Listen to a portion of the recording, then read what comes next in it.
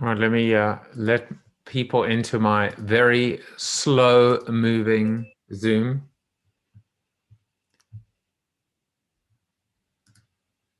He finally made it. He finally made it.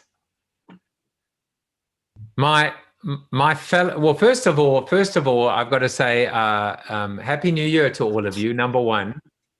Number two, my buddy Ritesh is here, so we can actually, my fellow Yid, my fellow Spurs fan.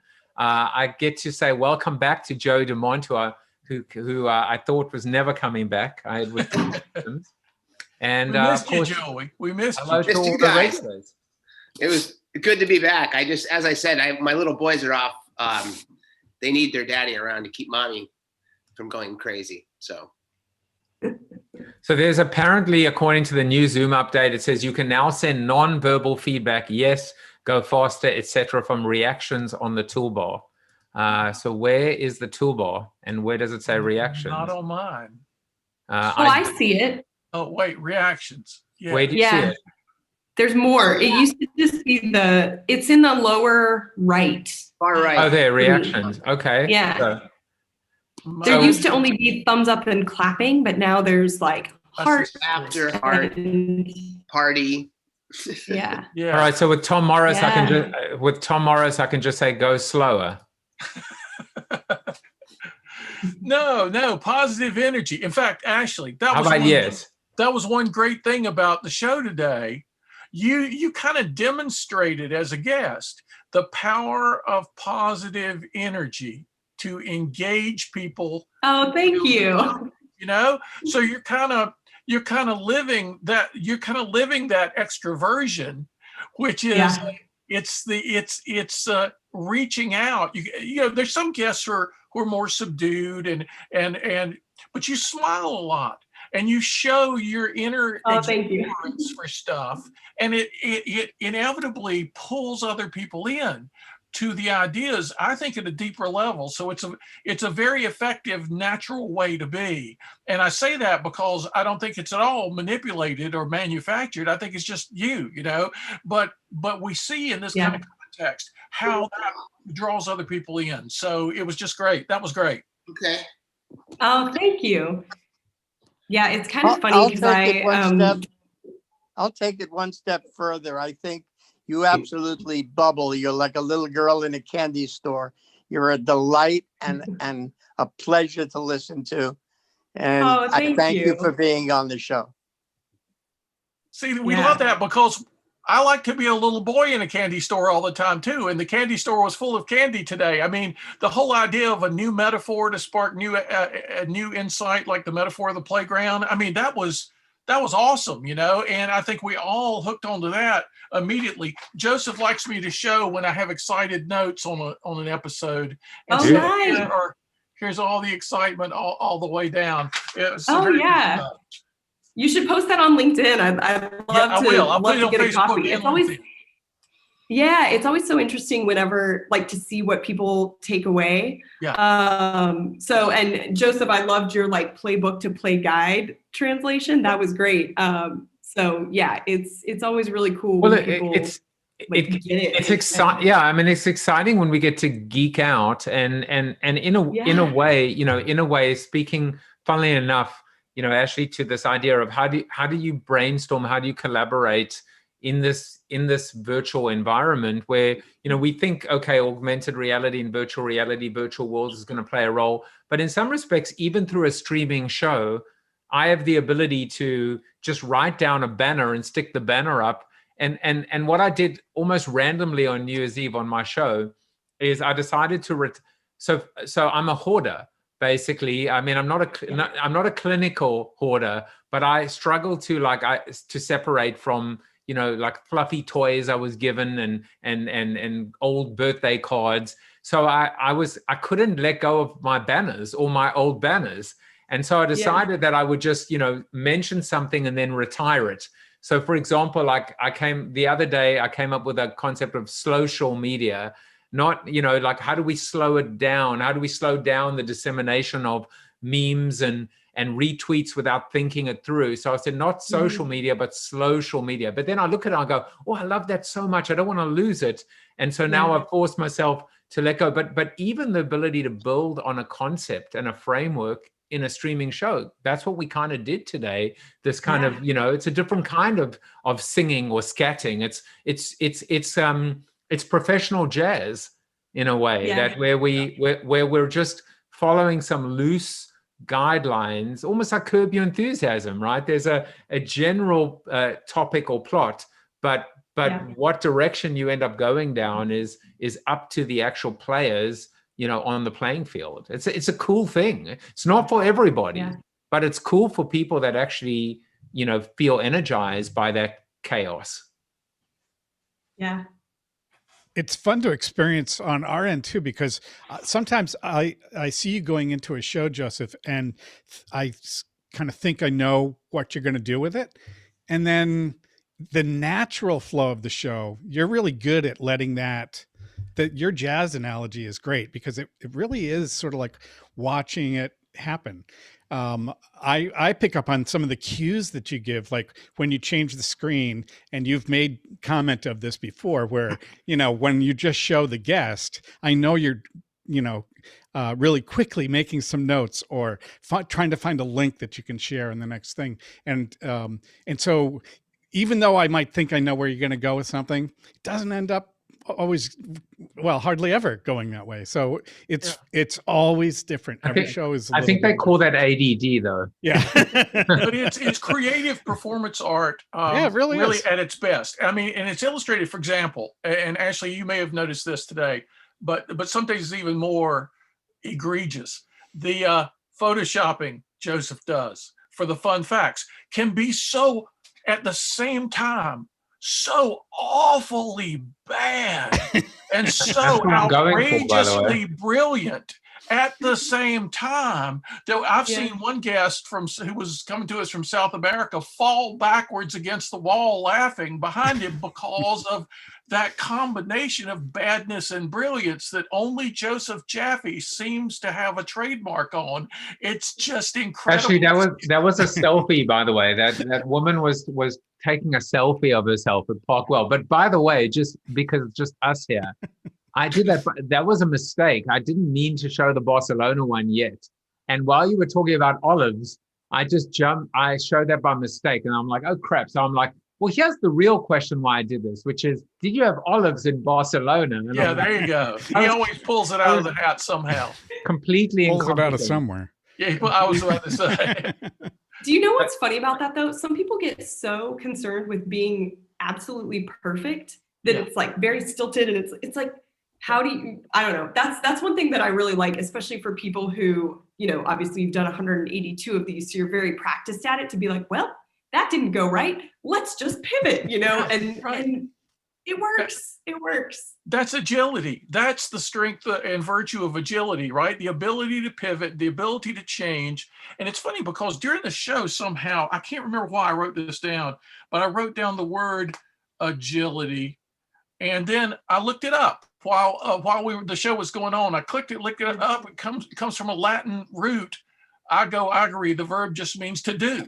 And if you're going to do anything well, you have to be agile and adaptive. And so that's what, not only do I see that Joseph doing that on this show day after day, and actually I was a guest in July, and I won't go away. I keep coming back. And so I've been able to see 60-some, 70-some episodes of the show and talk about pattern recognition. And then on Joseph's end and the guest's end, pattern creation, both of which are related to understanding, both of which are related to creativity, both of which are related to wisdom. I've seen these things play out in this live context day after day where nothing is scripted. And because of that, things bubble up, real new insights bubble up. And I'm sure some of us are going to go away with your playground metaphor and with some of the other things you said today. And we're just going to muse and stew on those things. And we're going to get new insights about what we're doing. Well, I'll build on that before I mute you again, Tom, because your first mute of 21. But I actually think that there's something very interesting in play here. And Ashley, and to anyone else, you should, feel free to use the show as a springboard to bounce ideas off. Yeah. If you can do that a lot of people are very neurotic, right, about letting go and saying, what do you think about this? But you got a resounding validation. If you needed it, you probably didn't need it, but of this play, the playground playbook, it is super, super strong. And then the fact that you could then show I'll say the boring framework, right? The black text on white canvas.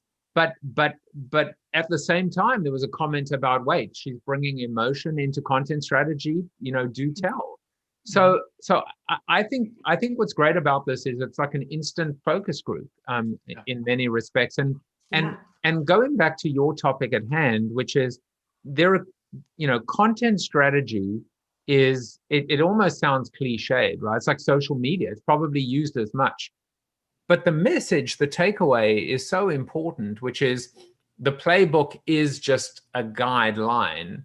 And we talk about guidelines and guardrails, but the reality is there's a hypocrisy in business. Guidelines and guardrails doesn't mean that at all. It means do this, don't do this. How dare you change the Pantone color? How dare you say, just did it instead of just do it?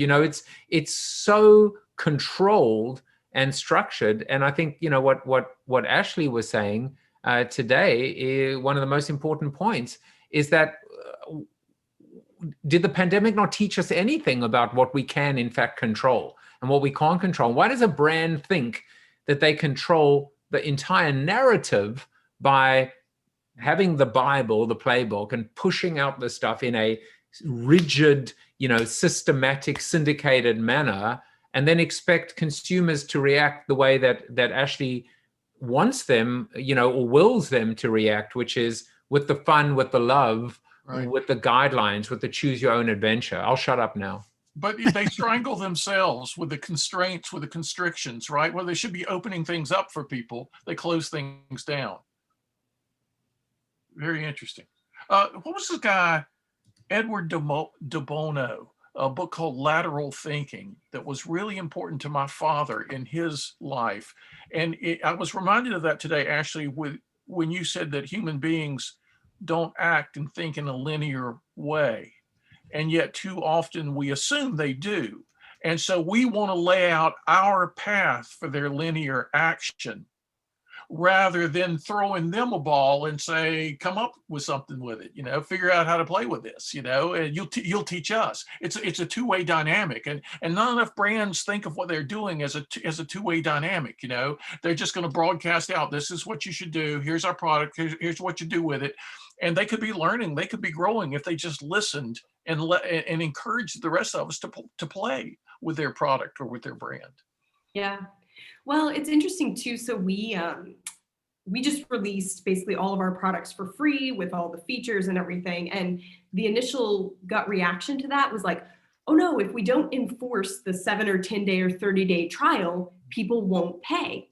And yes, there's a subset of the customers who are never going to pay. And again, if you don't want to call them customers because they don't pay, but the reality is that people do, they want to be delighted. They want to enjoy the experience. They want to be more productive. And so if you just give them the chance to do that without the constant, like, did you like it? Did you like it? Did you like it? Did you like it? Yeah. I don't know. I just think about the number of times in, elementary school where it's like, oh, a boy pulls your hair, it means he likes you. And I'm like, well, that's stupid.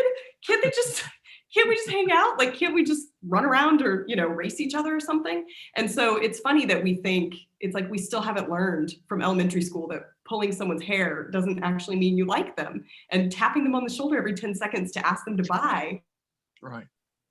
Doesn't mean they're no more likely to pay if you annoy them, So I don't know. It's funny. I like that idea of just give them a ball and let them throw it around. They'll have a good time instead of being like, no, we're playing this very specific game, And your kind of correction of yourself a second ago when you said customers, well, we really shouldn't call them customers because they don't pay. I guess that's why we have the word users, right? And in that case, it has two different connotations. Right. And we see that all too often. Yeah. But if they're having enough fun Yeah. using for free, if they're having enough fun with this, they're probably going to upgrade. They will upsell themselves often on engaging in a paid relationship. When the pandemic started, I gave a lot of speeches for free. I just did pro bono 2 to 4 times a week, March, April, May, because everybody wanted me to speak on how to deal with difficult change, but nobody had budgets. So I said, okay, let's use it for free. Here, let me give you this stuff. And then eventually people started coming back, when they got budgets. And so sometimes that really pays. I didn't even expect that to happen. I just wanted to do some good for people while they needed it. But it then benefited me as well. And I got to be good as a Zoom speaker because of all the free practice I was doing. Yeah. Tom, I would say that, to your point earlier, customers are customers whether they're paying or not, because they'll always give you that feedback, to your point, Ashley, rather than tapping them on the shoulder. I work with a lot of startups, and within 6 weeks, they're pivoting.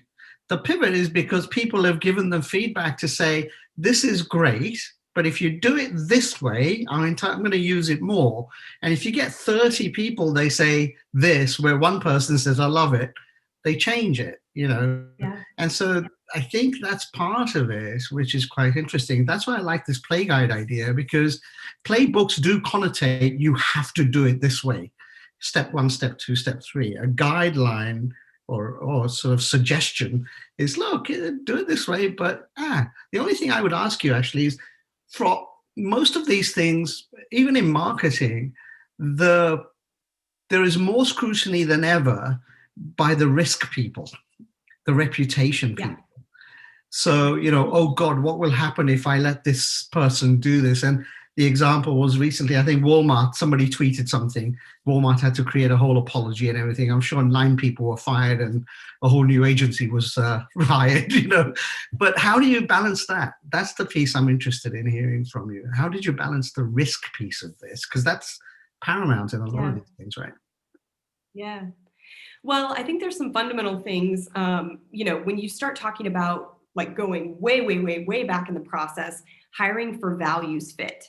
So if we all agree that the North Star is to do right by our users, our customers, by the humans, hopefully that makes the company money. If those are your 2 guiding kind of stars, I always joke that the worst harm, if I used to run the CEO's, this was at a previous company, on my phone. I had my personal Twitter account, the company Twitter account, the CEO's Twitter account, and the COO's Twitter account, all of them. And people were like, what happens if you accidentally tweet something from the CEO's account that was meant for your account?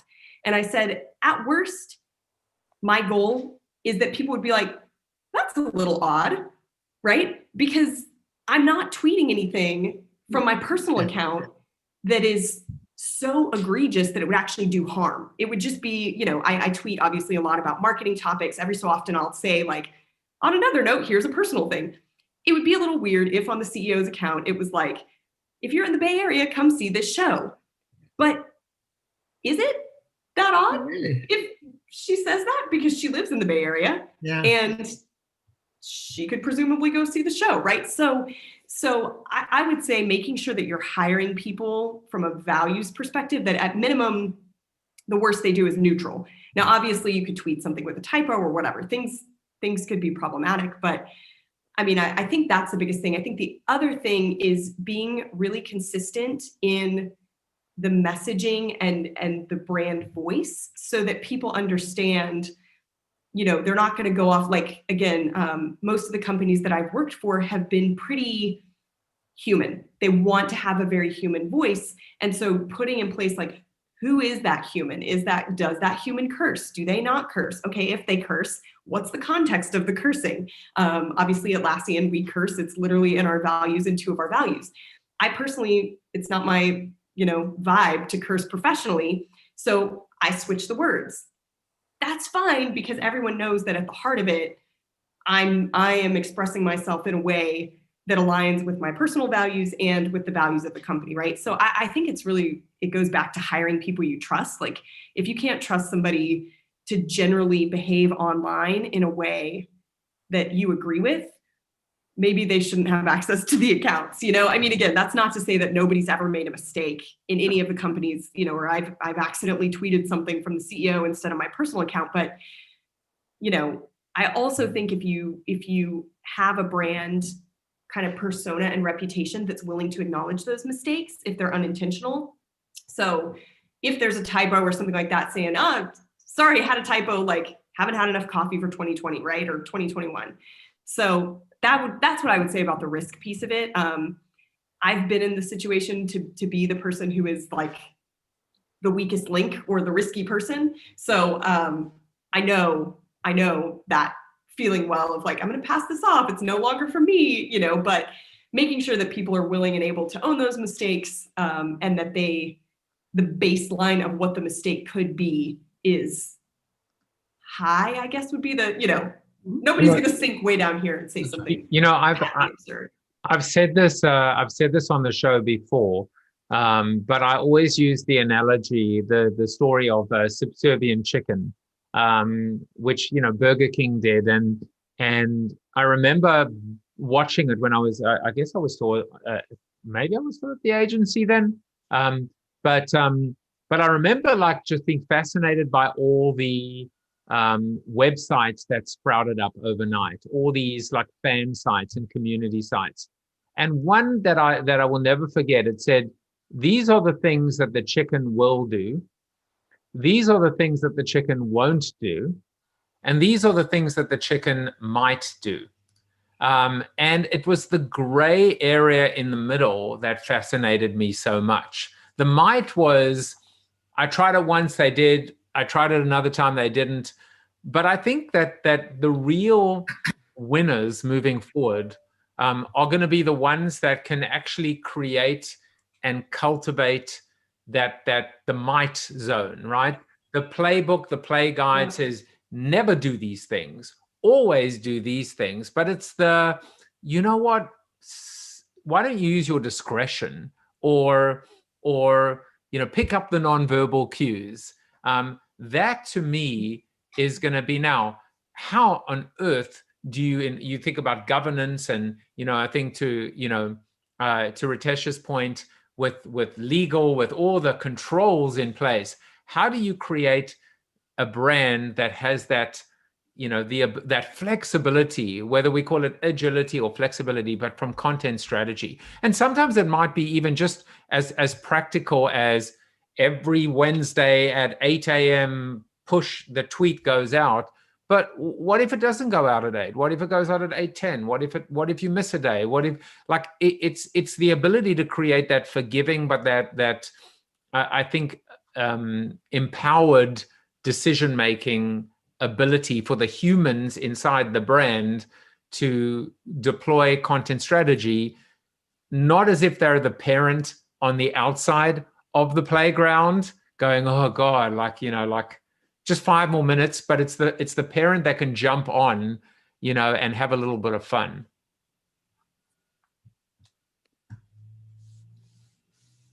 I'll give you an example. I think everybody's sort of trying to go to this humanize the brand piece, but they go, the regulation and the risk piece sort of goes against that, I think, sometimes.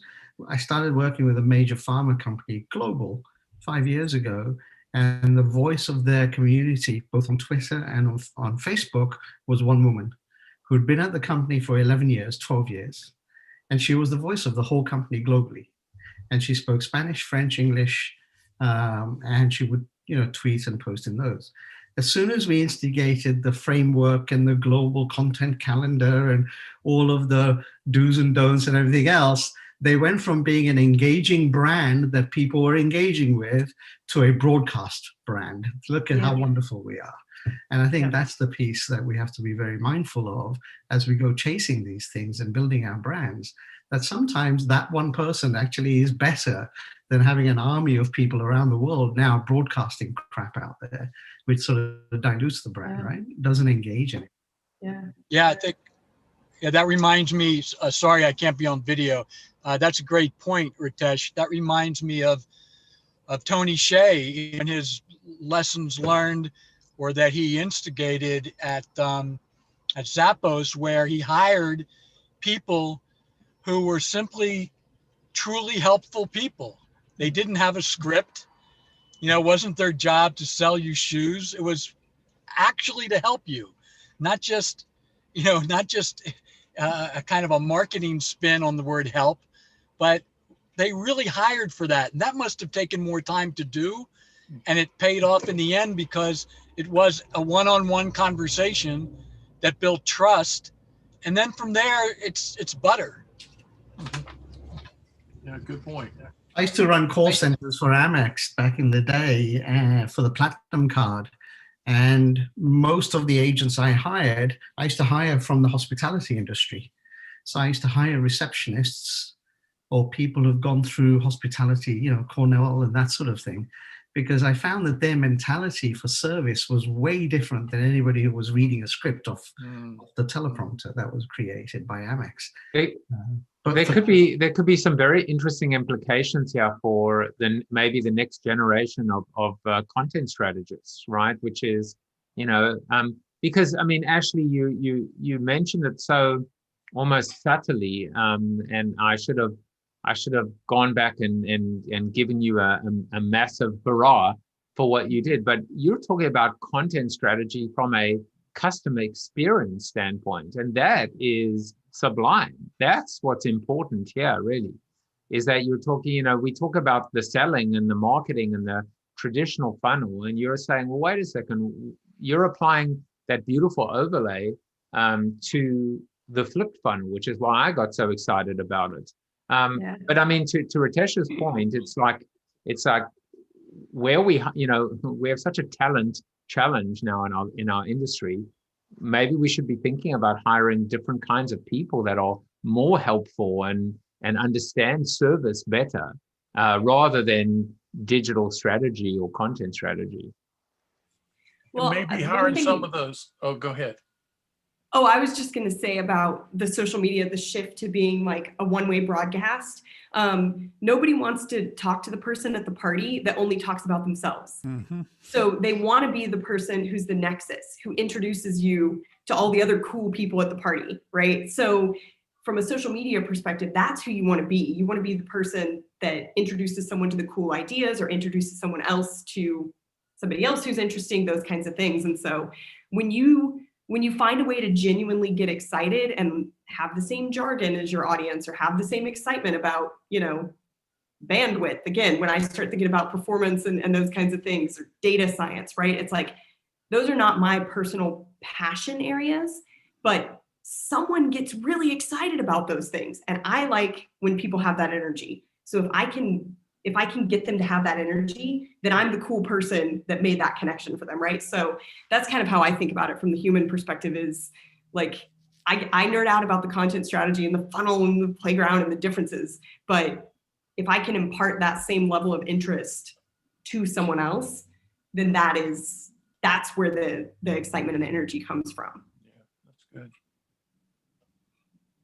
I'm reading what you said, Ritesh, and we're almost at 30. You said, I pick one thing every year to try and get rid of in 2021. I'm trying to focus on trying to get rid of the old personas and journey maps. Humans don't behave in journeys, and demographic personas, especially for content. Yeah, I mean, that's why, you know, I always used to sometimes talk about, ironically, the journey as a merry-go-round, as a carousel, because the thing about it is it's going round and round. It's a virtuous cycle, and you can choose at any point. I always thought of the idea you could hop on at any point. Oh, it's like one of those hop on, hop off buses. You can get on at any point. You can jump off at any point. You can sit on the horse, sit on the swings, go upstairs, go downstairs. But there was this element of, and yet it occupies a space and a place, and has rules and certain, you know, physics in terms of how it operates, but you can still kind of make it your own and not feel stifled. So love the conversation. Best way to start off the new year. So thank you for coming in today, and good to see Ritesh as well. You finally made it to an after show. Yeah. But be warned, I'm going to give you the warning to you and to Ashley. This after show is addictive. It sure is. It is. Yeah. It is. Yeah, this is I great. mean, just from what Ritesh just said about hiring people from the hospitality industry to be, call center people and to be sales Or people. philosophers. Why don't we hire philosophers? I mean, it just occurred to me we should hire more people from that industry to be CEOs, for crying out loud, right? Because I'm just finishing my final edit on a book about bad leaders, about terrible leaders through history, and that's exactly what we need. So you never know, Ashley, you never know, Ritesh, when you're going to say something like that that'll spark the rest of us to have all these ideas. So thank you both. Yeah. I thought you were going to say we should hire more philosophers to be CEOs. Well, that too, I wouldn't object to that. Plato had the idea, the philosopher king has always appealed to me for some strange reason. That whole concept. Well, you are my philosopher king. Well, Ashley, thank you again, and we will be back tomorrow. In fact, I've got a whole bunch of honestly the best B2B marketers out there. But none as good as Ashley. So. Oh well. Yeah, thank you. Ashley. There are a number of awesome. people out there. All downhill from here. No. So Joe, I only have Thank you so 4 much words for having you me. as well. Yeah, are the 4 words "Come on, you Spurs"? There you go. Well, let's hope we win our semi-final tomorrow. Tomorrow. Guess where I will be after the show tomorrow? Watching the television, probably. Damn straight. Well, thanks everybody. Have a fantastic Monday.